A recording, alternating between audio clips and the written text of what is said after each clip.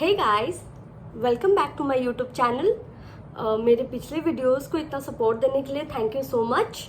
And आज हम लोग बात करेंगे, इनफैक्ट डिकोड करेंगे the eligibility as defined by the UGC to become an assistant professor.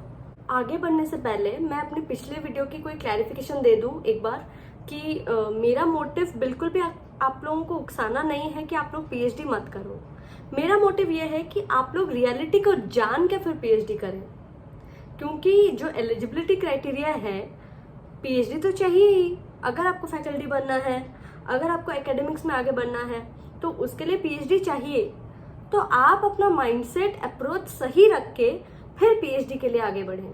अगर आपको रिसर्च करना है तो आप डिफिकल्ट टॉपिक ले सकते हैं। अगर आपको एकेडमिक्स में जाना है तो आप इजी टॉपिक लें, ताकि आपका जल्दी खत्म हो जाए पीएचडी और आप एकेडमिक्स में अपना करियर आगे बढ़ा सकें। So now will proceed and we will decode the eligibility criteria. So assistant professor, when I talk about assistant professor, मैं अभी यूनिवर्सिटी और कॉलेज की बात करूंगी। मैं आज सबसे बेसिक जो एलिजिबिलिटी होता है to become an assistant professor in a college, आज मैं उसके बारे में बात करूंगी। And we will talk about the concern subjects. The first line जो लिखी होती है, आपको चाहिए masters with 55% for general category और 5 to 10% का रिलैक्सेशन होता है एज पर your category, PWD etcetera. So in concern relevant and allied subjects, जिस भी डिपार्टमेंट से फैकल्टी रिक्रूटमेंट आई हुई है किसी कॉलेज में, सो वहाँ पे जो कंसर्न डिपार्टमेंट है वही उसका कंसर्न सब्जेक्ट है। अलाइड एंड रेलेवेंट का मतलब होता है कोई और सब्जेक्ट जिसके कोई रेलेवेंस हो उस कंसर्न सब्जेक्ट से। अलाइड मतलब वो जॉइंटेड हो, वो जो सब्जेक्ट्स जॉइंट हो, आप चाहकर भी उन लोगों को अलग नहीं कर सकते हो। किसी ना किसी वे में जो अलाइड सब्जेक्ट या रेलेवेंट सब्जेक्ट है, आप कंसर्न सब्जेक्ट में पढ़ते ही हो या पढ़ाना पड़ता ही है। वैसे जो सब्जेक्ट्स होता है वो रेलेवेंट या अलाइड में काउंट किए जाएंगे। बट यहाँ पे एक ट्रिक क्वेश्चन है, and that is frequently asked question की क्लैरिफिकेशन देते हुए यूजीसी ने एक नोटिफिकेशन दिया था 2015 सितंबर में regarding the relevant and allied subjects.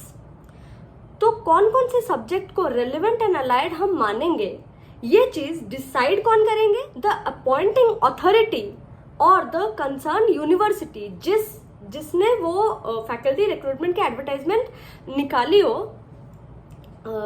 बस उन्हीं के पास होता है कि वो डिसाइड करेंगे व्हाट सब्जेक्ट्स आर रेलेवेंट और allied to the concern department. Since UGC ने खुद क्लैरिफिकेशन दे रखा है कि जो कंसर्न यूनिवर्सिटी होती है उन्हीं के पास राइट्स होती है ये डिसाइड करने के लिए कि what is relevant and allied. So उसमें हम और आप एज एप्लीकेंट कुछ नहीं कर सकते हैं। We can just hope for the best. ये बहुत ही बेसिक एलिजिबिलिटी होता है along with the UGC NET to become an assistant professor. ये हो गई कॉलेज में असिस्टेंट प्रोफेसर बनने के बाद। अब हम आते हैं यूनिवर्सिटी में असिस्टेंट प्रोफेसर कैसे बनते हैं। उसमें एक एक्स्ट्रा एडिशन होता है कि आपको मास्टर्स भी चाहिए, नेट भी चाहिए और पीएचडी भी चाहिए। ये मैक्सिमम यूनिवर्सिटीज की रिक्वायरमेंट होती है।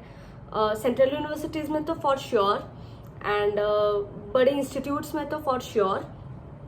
एंड अगर हम आईआईटीज की बात करें तो वहाँ पे एक्स्ट्रा एलिजिबिलिटीज होती है, एंड वहाँ पे असिस्टेंट प्रोफेसर ग्रेड 1 ग्रेड 2 करके होता है। सो आईआईटीज की बात करें तो असिस्टेंट प्रोफेसर ग्रेड 2 जो होता है that is level 10 and level 11 करके भी वहाँ पे एक क्लासिफिकेशन है। तो लेवल 10 में अगर आपने पीएचडी भी कर रखा है और आपके पास पोस्ट पीएचडी एक्सपीरियंस 1 साल से कम है, then you are eligible for assistant professor grade 2 level 10। Level 10 मतलब पे लेवल 10 होता है। यहाँ पे एक चीज यहाँ पे ध्यान में रहे that they have made it very clear that the experience to be counted is the post PhD teaching, research, industrial, professional experience, preferably in IITs, IISc Bangalore, IIMs and IISERs or at an equivalent level in any such Indian or foreign institutions of comparable standards, excluding the experience gained while pursuing PhD. मतलब PhD के time अगर आप teaching assistant थे या research बहुत ज़्यादा कर लिया तो वो काउंट ही नहीं होना है.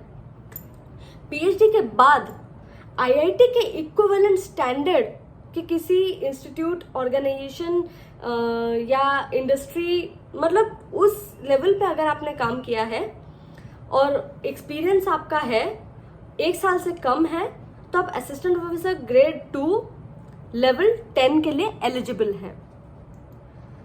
अगर आपको असिस्टेंट प्रोफेसर ग्रेड 2 लेवल 11 चाहिए तो आपका experience 3 years, 1 year to 3 years के बीच में होना चाहिए.